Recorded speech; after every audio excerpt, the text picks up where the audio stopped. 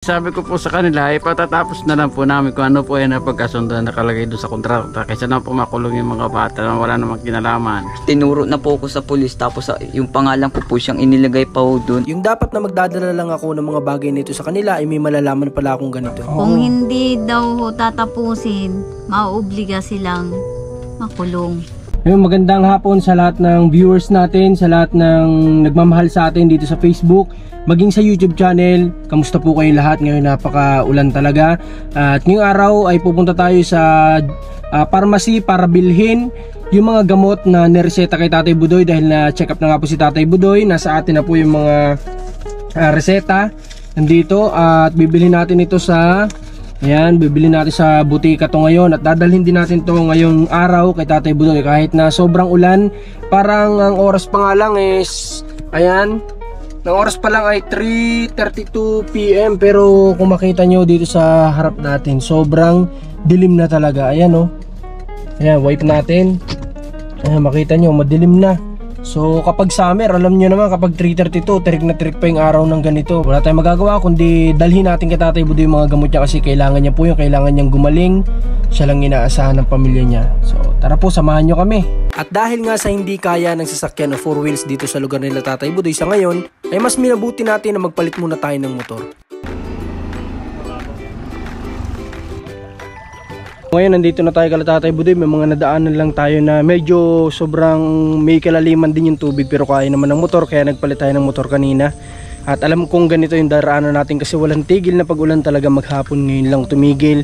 At sayang lang wala yung vlog natin sa check up ni Tatay kasi nga sa hindi inaasahan na delete yung mga files natin pero sa ngayon nire-recover ko pa din, pati nga yung Color na vlog ko kahapon na delete din pero sisikapin kong ma-recover yan. Dito tayo na kay Tatay Budoy ngayon. May tubig din pala dito Opo, dito nga. Naabot din dito ang tubig. Sabi nga po ni Mama, may binigyan na rin kami ni Forma ng irrigation po dito. Kamusta ka Tatay? Kamusta na? Okay lang po. Okay lang. Nakakatulog. Tinan ko nga po yan Tay. Grabe, mas lumaki yung butas Tatay, Ito po ay pala, infection. Infection ang naging ni Tatay, nagkasugat tapos na infection na nadumihan. Opo. Grabe, alam niyo po ba Tatay na hindi pala biro ang infection? Yan pala ay pwedeng umakyat sa ulo natin at pwede natin kamatay. Patay mo po yan. Grabe. Ay, ikaw Mark, kamusta yung yung pag tatrabaho mo sa Nyugan? Ayos lang po, nakaubad na nga po ako kanina. Grabe lamig po ay. Nagtrabaho ka din ngayong araw? Kanina lang pumagat. Kasi sunod-sunod na yung pag-ulan, wala nang tigil Opo, tapos naman na din po kami. Na lang po, sinaid na lang po namin. Okay, kahapon mga kalingap, pinadaan ko din dito si Rans. After po ng check up ni Tatay Budoy, pinapunta ko dito si Rans para kasi nakita ko nga si Mark na nagtatrabaho. Sabi ko para makita din ng viewers yung ginagawa ni Mark. Kaso nga lang, hindi ka na yata inabutan ni Rans na nagtatrabaho tapos ka na yata. Okay, ngayon papakita ko din sa inyo yung clips na yung interview kay Mark ni Rans kahapon. Ikaw naman nanay, kamusta? Ayos lang po. Ha? Ayos po. Okay naman? Binigyan mo kami ng irrigation dito sa bahay. Nagkaroon kayo ng irrigation. Mark, magdamit ka Mark at baka mampas ka ng hangin. Irrigation. Kamusta yung pakiramdam mo? Okay naman po. Hindi ka na nilalagnat ngayon? Hindi na po. Lagi mo pa rin bang nililinisan yan? Opo, pinalilinisan po na agabihan. Maganda. Kung meron ba, alam nyo ba yung nilalanggas na bayabas? Pwede natin gawin din yun. Safe naman yun, di ba? Opo. Kaya lang wala ho ata ditong... Maraming mahahanapan na neglisya ng bayabas. Sa lawak po nitong lupain na ito, maraming pwede makunan ng bayabas dito. Magtanong-tanong lang tayo kung saan pwede. Ay, meron na po pala akong pwedeng ilaga. Ayan, katabi ko ho. Si Bayabas. Kasi ang tawag kayo Mark si Bayabas. Okay. Nanay, ano po tayo ng Bayabas ha? Paghanapin mo si Mark, ha? Mark, Marami po akong alam ipaglanggas si Papa. Pero marami po ako pinagtanungan lalo na po doon sa barkada ko nagkaganyan daw po sila dati, infection po. Na-infection daw po yung kamay niya gawa nung naano daw po siya. Ang ginamot daw niya po dyan, hindi daw kaya na ng bayabas po basta yan ay. Madre Cacao daw po. Hindi yung talbos ng bayabas, panglanggas lang yun para malinisan. Hindi naman yung totally talagang maghihil ang sugat ni tatay sa bayabas. Panglanggas lang para mas malinisan. Pero ano po ko, mas maganda daw po talaga niyan para talagang mawala daw pa at makita daw po talaga yung ano niyan. Madre Cacao po bagay Pwede din siguro yun. At yan naman ay mga herbal. Safe naman siguro. Pero yun nga, dahil yung reseta sa inyo kahapon, ay binili ko na ngayon. Ito kukunin ko muna. Ayan, nagbili na tayo ng mga gamot ni tatay. Inabot po ito ng 1,450 dito sa bahay ng Kapalonga. Medyo, siguro kung sa diet natin to binili, hindi to abutin ng ganito kalaki. Pero since dito, medyo sulok na kasi dito. Kaya ganun inabot ng mga gamot ni tatay. O ito, nakalagay dito nanay kung paano yung inumin ha. Buksan mo nga nay. Buksan mo nga po. Ito po yung reseta ni tatay. Lahat ng reseta nakalagay po dito kung kailan iinumin ha. Tapos ito yung mga gamot niya. Ayan, pakita nga natin. Ano yung mga nandyan? O ayan, may bandage. Tapos ito, di ko alam kung para saan itong mga gamot na to, pero for sure dahil sa yun ang na-findings, yun yung naging findings si tatay, yan yung ano niya, magiging gamot niya sa sugat. Ito, di ko alam kung para saan yung isa na yan. Ay, ointment po ito. Ointment siguro, okay. O nakalagay dito tatay ha, kung paano yung inumin yan ha. Apo. Hawakan mo Mark, dyan mo yan para alam nyo kung paano yung inumin. Paano tay, ang ano mo, hindi ka na makapagtrabaho niyan. Kaya nga po. Paggaling na lang po siguro. Huwag mo pipilitin, ano? Opo. Kamusta naman kayo nitong puro ulan? Ito po, nasa bahay lang po kami. Bahay lang, baka nakabaluktot. Nakabaluktot lang maghapon. Si Mark lang yata nagtrabaho kaninang umaga na, Mark. Opo, natulog na rin po kanina. Sabi ko magpahinga nga muna po. Kamusta naman yung pagtatrabaho sa kumusta yung experience mo sa ganitong trabaho? Ayos lang po. Okay naman, hindi naman sobrang bigat sa'yo. Ay grabe nga po eh. Din po, masakit din sa likod. Siyempre, kasi binubuhat mo ata yung mga solo lang po ko. Pero kaya mo Kaya naman. naman po. Kumikita ka naman. Kukuprain pa naman po tayo. Pagkakuprab, babayaran kayo. Opo. Ayos yan, ganyan talaga Mark. Ano lang tayo, tulong-tulong tayo para sa pamilya nyo. Opo. No? Okay, Mark, kunin mo yung grocery doon. May grocery din akong dala dyan para may pang-alalay kayo. At si tatay hindi naman makapagtrabaho. No, tatay? Opo. Dali mo dito yung grocery, Mark. Tingnan natin kung ano ba ang laman yan. Baka ang laman nito ay bomba. Sana all bomba. Mga viewers ko, binabati ko po kayo ng Merry Christmas and Happy New Year. Ayun, advance Merry Sa inyo Christmas rin nga po. pala sa lahat ng mga manonood natin, advance sa inyo. Ito nga pala, tay, nanay, ano po yung sabi sa inyo since kayo nandun sa loob ng check-upan? Ano yung sa inyo? Anong sabi? Bumalik daw po sa Martes. Martes. Mm. Okay, for second check-up. Mhm. Pero ano yung pinakang sinabi nila tungkol dito sa ni tatay? Bawas-bawasan daw ho ang paninigarilyo at saka Ayan, tatay. kindi-kindi na lang para yung sugat niya ay hindi lumala. Ayan, tatay ha. Apo. Sinabihan ka na pala na bawas-bawasan yung pag-ano ng sigarilyo. Apo. Bawasan nyo na po tatay. Apo. Gusto nyo ba sa susunod dito naman sa kabila? Di ba? Hindi na makakakilos ng pagsakot. Hindi ka na makakapagtrabaho lalo. Kaya bawas-bawasan nyo na po tatay. Apo. Sige nga Mark, buksan mo to. Tingnan natin kung anong laman. Baka wala namang pagkain dito si Mark. Maigi yung makita natin. Tingnan natin. Tapos ano ba ito? Nakatape. May pansit. Lagay mo dyan. Sa ano nyo? Saan ba kayo naglalagay ng pagkain? May sopas din. Magluto kayo ng sopas. May pansit. Yan para hindi nakabibili pang sa pansit. Kape. Lagay ko ng kape.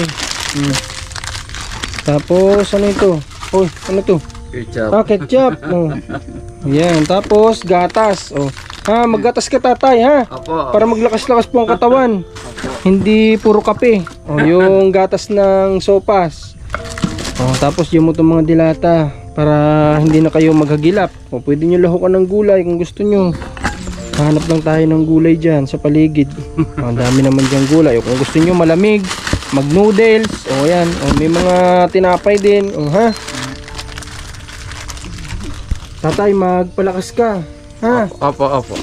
Pero ang katawan mo, kamusta? Malakas na ba ngayon? Hindi na ba kagaya nung nakaraan na hinang-hina ka naman? Medyo malakas na rin ang puso. Malakas ka na, okay ka na. Opo. Ito na lang yung iniinda mo ngayon. Opo. Pero ito mga kalimps na nakita ko sa ano ni tatay, lumiit na siya, nabawasan yung pamamaga.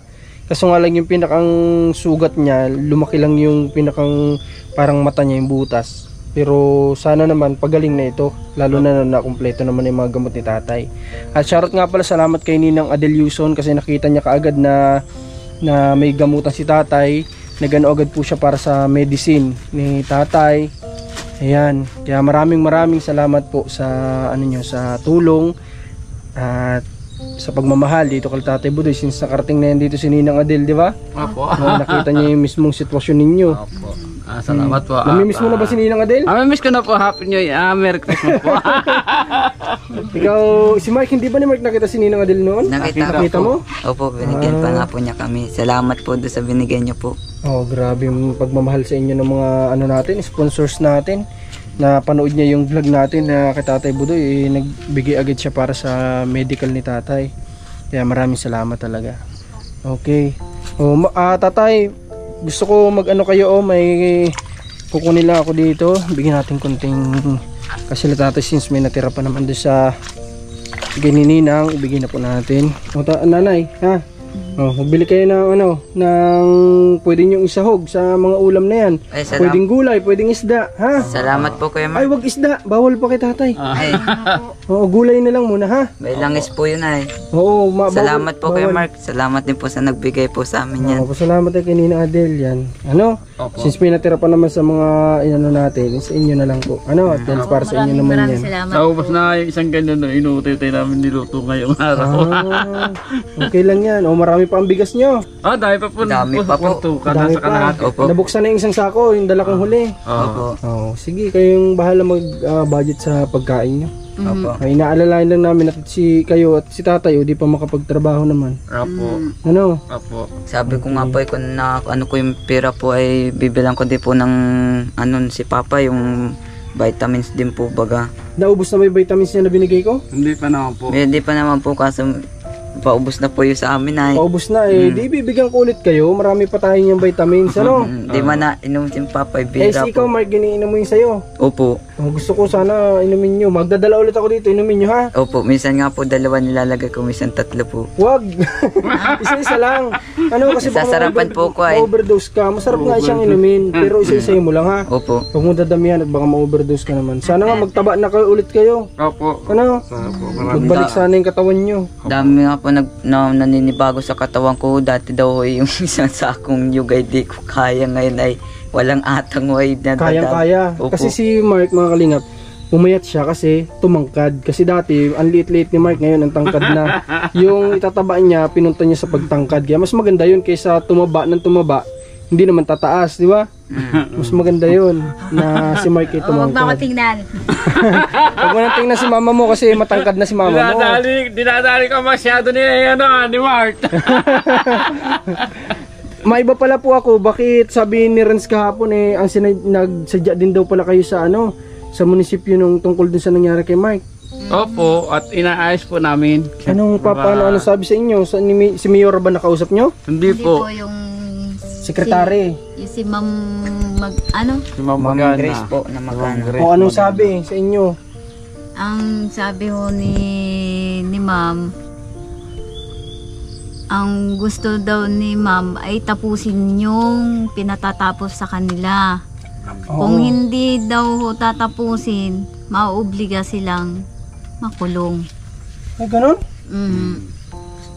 Ikukulong ka daw, Mark, kung hindi mo tatapusin? Opo, tinatapos ko nga po ang nakalagay lang po kasi doon sa intervention na binagay nila, bali 7 po.